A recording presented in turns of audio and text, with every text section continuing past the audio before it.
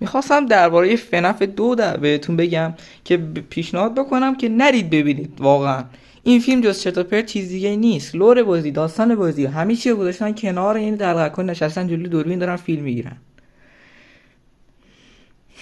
این فیلم رو برای بچهای 9 ساله گذاشتن. آخه وسط فیلم نشسته داره جوک میگه. داداش تو این فنف تو نمیدونی چقدر ابهت داره، چقدر خوف داره. مثل اینه که بتمن رو بذاری جلو دوربین بعد بیاد بگه اوو اوو اوو اوو. دارم دیوونه میشم به خدا. خیلی فشاریم کرده.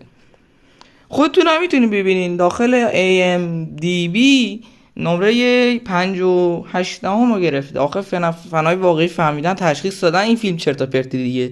شما هم میتونید برید چک بکنید. من الان دارم میبینم 8 و 10. پیشنهاد نمیکنم فیلم ببینید با تشکر.